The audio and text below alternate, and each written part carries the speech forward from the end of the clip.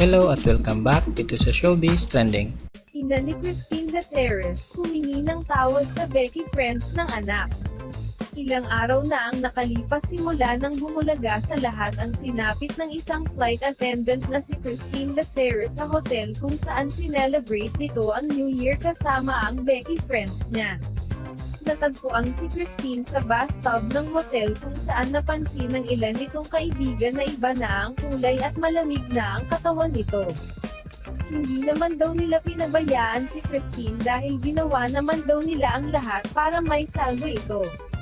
Nang makarating naman sa ina ni Christine ang insidente, agad nitong salisi ang mga Becky Friends ng anak dahil sila umano ang huli nitong kasama. Agad nang naglabas ng pahayag ang ina ni Christine at sinabing handa umano niyang bigyang katarungan ang ginawa di umano ng mga kaibigan nito. Subalit nang lumabas naman autopsy ay napabulaanan ang hinala ng mga pulis na ginalaw si Christine. Nung mga panahong sinabi ng kinauukulan na ginalaw si Christine talaga namang halos isumpa ng lahat ang Becky Friends nito dahil nga sa di umano'y ginawa nila kay Christine.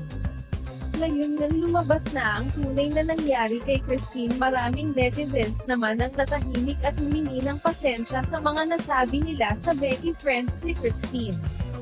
Nabaling nga ang galit ng netizens sa mga pulis na nagsabing ginalaw ng mga Becky si Christine. Maging ang ina ni Christine ay humingi din ng pasensya sa mga nasabi niya sa Becky Friends ng anak. Ayon dito mali daw talaga ang ginawa niya, dahil pinaniwalaan niya ang mga pulis na nagsabing gano'n nga ang ginawa ng mga Becky Friends ni Christine, gayong hindi pa naman tapos ang pag-e-imbestiga.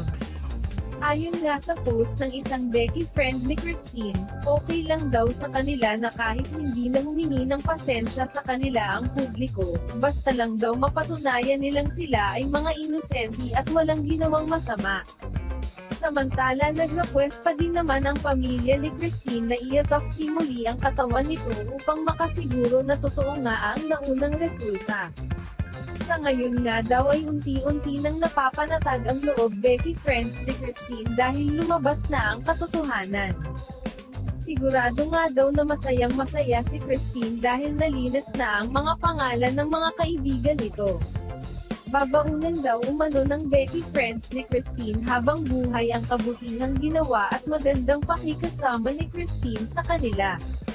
Sa kabila nga ng batikos na inabot ng Becky Friends ni Christine sa netizens at sa pamilya nito, kabutihan pa din ang pinairal nila. Hanggang dito na lamang po. Thank you for watching Showbiz Trending.